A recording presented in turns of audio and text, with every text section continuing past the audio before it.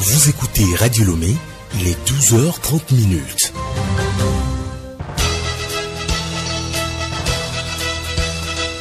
Le journal Hélène Assabi.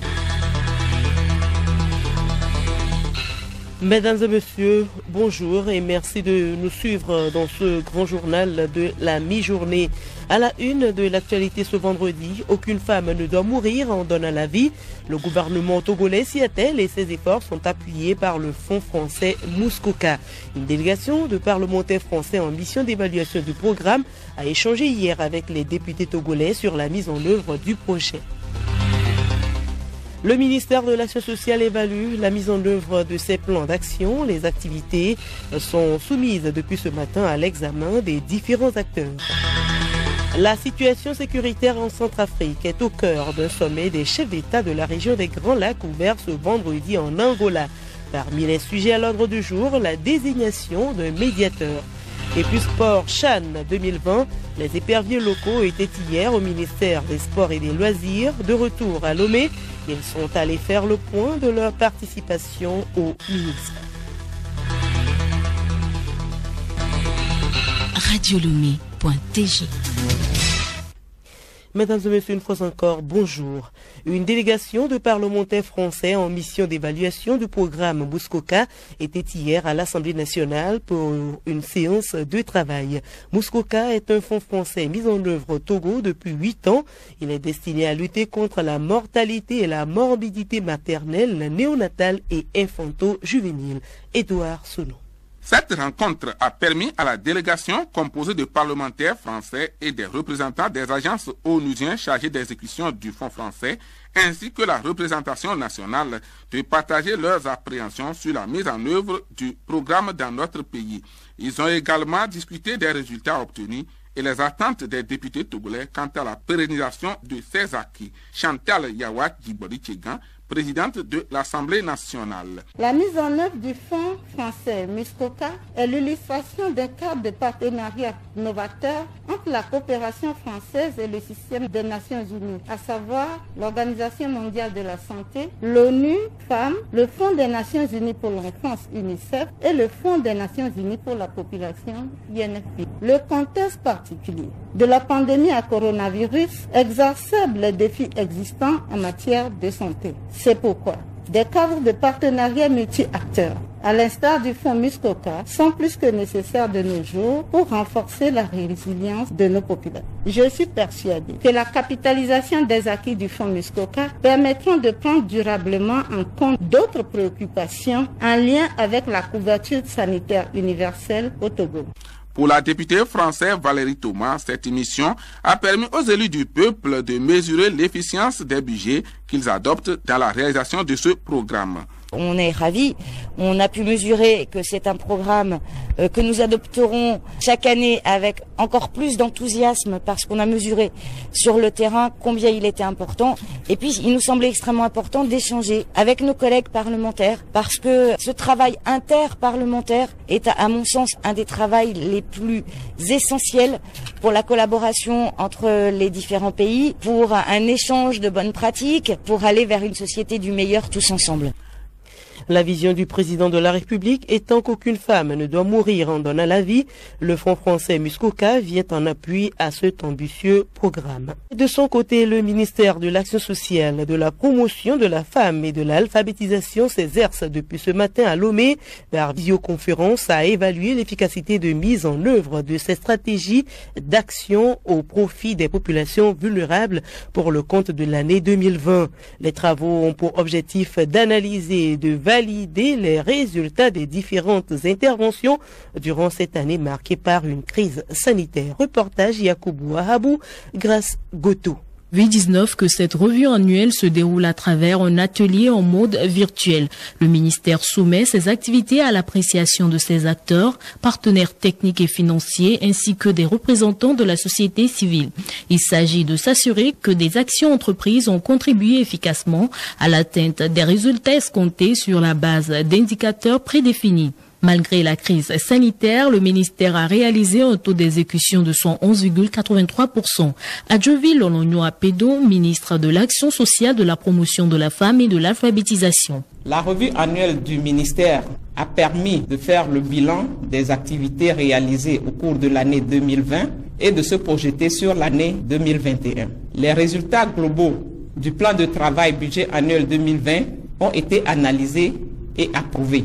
Nous avons obtenu un résultat d'exécution physique de 71,83% pour une prévision de 82%. Il faut noter que la crise sanitaire a beaucoup impacté nos activités. Ce bilan est satisfaisant dans l'ensemble, mais nous notons que dans une approche objective, nous avons pu identifier nos faiblesses et nos forces et avons proposé des mesures d'amélioration afin que les résultats attendus pour 2021 soient atteints. Les travaux vont par ailleurs déboucher sur l'élaboration de perspectives du ministère en référence aux priorités d'action de sa lettre de mission. Et justement, parlant de la situation du coronavirus, voici la situation au Togo.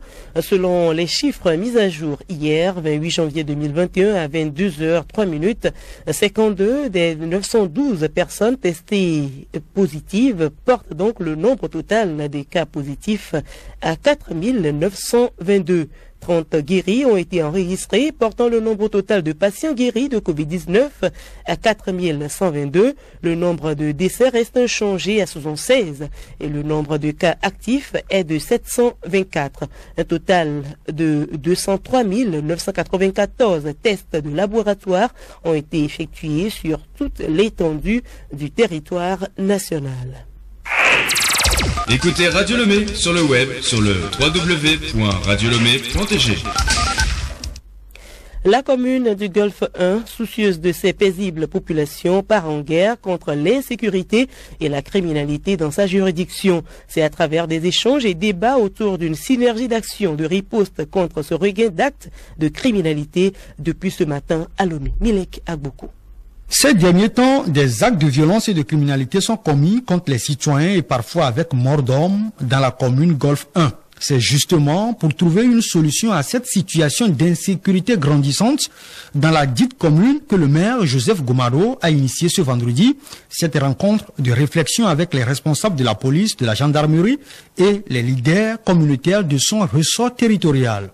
Cette réunion va identifier les zones à risque où les actes de criminalité sont souvent posés. Joseph Goumaro, maire de la commune Golfe 1. Nous constatons qu'il y a l'insécurité qui revient dans notre zone et ce qui est la cause, cela ne nous intéresse pas, mais quand même on sait que le développement ne peut pas se faire dans le désordre et dans la violence. Et nous allons faire tout pour mobiliser tous les acteurs pour trouver une solution à ce problème. Il s'agit concrètement d'identifier les zones d'insécurité sur notre territoire communal et savoir également qui sont ceux qui sont derrière ce jeu dangereux et voir dans quelle mesure on peut collectivement arrêter ce phénomène vraiment malheureux. Donc c'est dans ce cadre-là que nous sommes réunis aujourd'hui pour réfléchir sur cet aspect. Et les conclusions seront versées au ministre de la Sécurité et de la Protection civile pour prendre les mesures idoines pour nous accompagner dans cette tâche. Pour le suivi de la mise en œuvre des conclusions de la rencontre, un comité de suivi a été mis en place. Merci à vous, Milek Agboko. Signature ce matin à Lomé de convention de financement de projets entre 8 organisations de la société civile et le PNUD. Cette convention s'inscrit dans le cadre de la mise en œuvre du programme de microfinancement du Fonds pour l'environnement mondial. Emmanuel Amiglamé. Les subventions accordées au titre du 11e round de financement sont comprises entre 10 et 22 millions de francs CFA par projet. Ces 8 projets retenus au terme d'un processus sélectif contribueront à soutenir les initiatives communautaires de conservation et d'utilisation durable des ressources naturelles. Il s'agit également de renforcer la résilience des populations vulnérables. Atri Koufi est le coordonnateur national du PMF FEM. Un programme qui existe au Togo depuis 2008 et qui a pour objectif de financer des projets portés par les organisations de la société civile et qui contribuent à renforcer les capacités au niveau local pour la conservation de la diversité biologique, pour la lutte contre les changements climatiques, la lutte contre la dégradation des terres, la lutte contre la pollution des eaux internationales et la gestion des déchets des produits chimiques. Les bénéficiaires, tout en saluant l'initiative du PNUD, donnent des détails sur leurs projets respectifs. L'association Solidarité Femmes pour un développement durable des savanes. Ce projet consiste à mettre à la disposition des femmes du village les ressources nécessaires pour la conservation de la couche végétale et aussi améliorer leurs conditions de vie, augmenter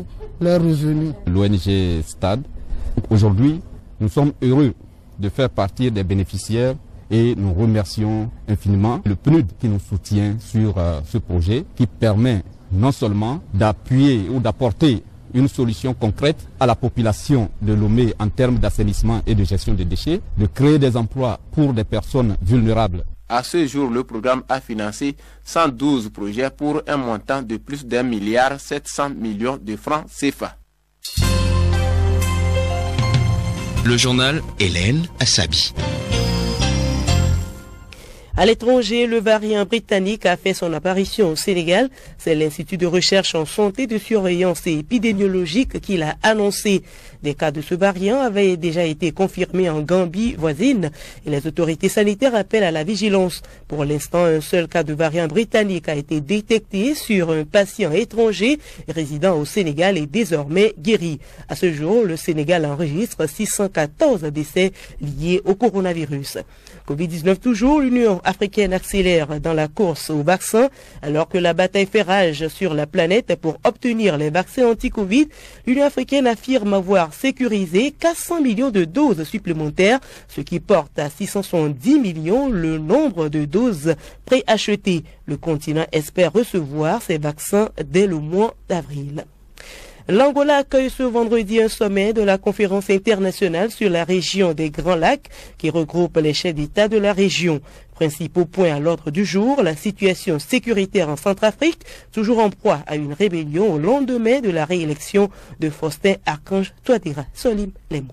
Parmi les sujets à l'ordre du jour, la désignation d'un médiateur pour la Centrafrique. Elle avait été annoncée en novembre dernier lors d'un sommet de la Communauté économique des États de l'Afrique centrale, CEEAC, mais ne s'est toujours concrétisé. Les tractations sont délicates, notamment car le président Touadéra pose ses conditions selon des sources diplomatiques et s'est opposé à ce que la personnalité choisie soit issue de la Communauté économique et monétaire d'Afrique centrale, CEMAC, Tchad et Congo-Brazzaville en particulier, qu'il soupçonne d'être trop proche de son opposition. Problème, c'est le Congolais Denis Sassou Nguesso, en tant que président de la CEEAC, qui était chargé de mener les consultations, explique un diplomate.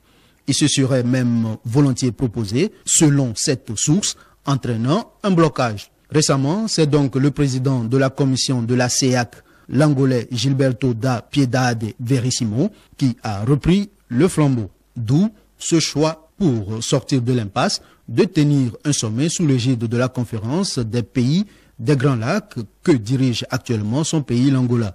Le Tchad ne fait pas partie de cette organisation, mais a été convié du fait de sa grande influence sur la sécurité de la sous-région. Outre la question du médiateur, les chefs de l'État devraient également discuter d'un éventuel envoi en Centrafrique des renforts militaires.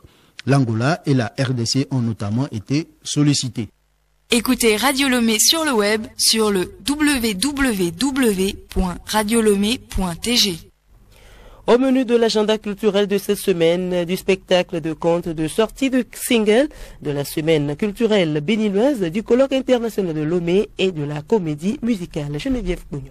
Les paroles en disent long. C'est l'intitulé d'un casting de la comédie musicale qui se tient le 14 février prochain à l'espace Vamamos et Kloupalas à côté de l'église catholique d'Amoutiévé. Une seule date à retenir, le 14 février à partir de 13h. Autre sujet, l'université Franche-Comté et l'université de Lomé organisent du 1er au 3 février prochain un colloque international de Lomé à la Commission nationale de la francophonie. La conférence séance inaugurale sera animée par l'écrivain togolais Kossi Efui, prix des 5 continents. Le thème retenu pour cette rencontre est sépulture, deuil et incantation, la question du corps d'Antigone à Covid-19, une approche inter-transdisciplinaire. L'agenda culturel, c'est aussi l'Institut artisanal local d'orientation EIAD Africa qui organise du 20 au 27 février prochain la semaine culturelle béninoise du 9e arrondissement de Cotonou. Ce grand événement se déroule autour du thème Femmes et rayonnement touristique et culturel au Bénin. Au programme danse, festival, théâtre, clown, visite touristique, la grande nuit des Oscars, défilé de mode, concours littéraire, arts plastiques et atelier de formation. L'artiste de la chanson togolaise Bibi Reine revient avec un single intitulé « Ce n'est pas la jalousie ». Le lancement officiel du son est prévu samedi le 6 février prochain à partir de 21h au bar VIP Escale Molo Molo. La fille des montagnes de Faïda Lejo sera accompagnée par des artistes comme Didi Mourab, Agouti Kekeli, S. Salam, Ahmed Gilberto et Rodeo Rosa. Et puis, racontons la colonisation pour construire le présent et le futur. Un projet présenté par Mario Atidopo et financé par le Goethe Institut du Cameroun est représenté publiquement ce 29 janvier à partir de 19h à l'Institut Goethe du Cameroun. C'est un spectacle meublé de chansons, de musique, de percussions, de danse avec des instruments de musique comme le gong, les castagnettes, le djembé et le mevet. Seront sur scène le porteur du projet Mario Atidopo, les Camerounais Alima Mbarga François Stéphane, Mengue Myriam Rose et Mbongo Marceli.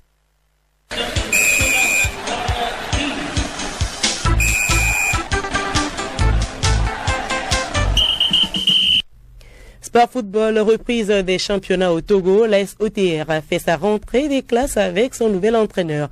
CHAN 2020, début donc demain samedi des quarts de finale. Les éperviers, après leur première participation, ont eu droit à leur retour à une cérémonie d'accueil. Sibi Lawson. Une cérémonie organisée par le ministre des Sports Lydie Bessikama à laquelle ont assisté les premiers responsables de la FTF, notamment le président Guy Akouvi et son premier vice-président Ama Sherif. Lydie Bessikama a tenu à remercier et féliciter Abalo Dossé et les siens pour avoir défendu les couleurs nationales. Elle a salué l'engagement et la discipline dont a fait montre l'équipe. Loin d'être déçu par l'élimination, Guy Akouvi a promis reprendre le travail pour un avenir radieux du football togolais. L'équipe a également reçu les félicitations de Serge Akakou. Pour l'ancien international, les éperviers ont été au-delà des espérances.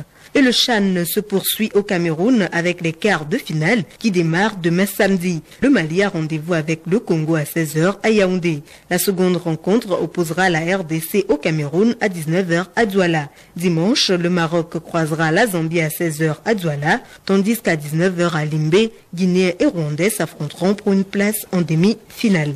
Et puis, préparatif pour la reprise des championnats au Togo, l'association sportive de l'Office togolais des recettes, ASOTR, a un nouvel entraîneur. Il s'agit de Fiaboué Kofi Sena, ancien entraîneur de l'entente de Lomé. Il remplace à ce poste Maurice Noussoudjian. Fiaboué sera aidé dans sa tâche par Ametepe Kossi Sena. Les deux ont paraphé hier jeudi un contrat d'une saison avec option de renouvellement. Ils ont pour mission de mener le club vers le titre.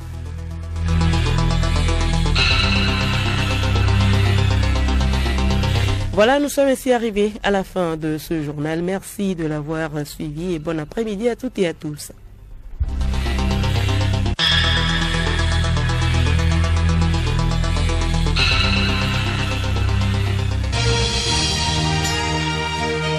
Radio Lomé, boîte postale 434, email radiolomé@radiolomé.tg.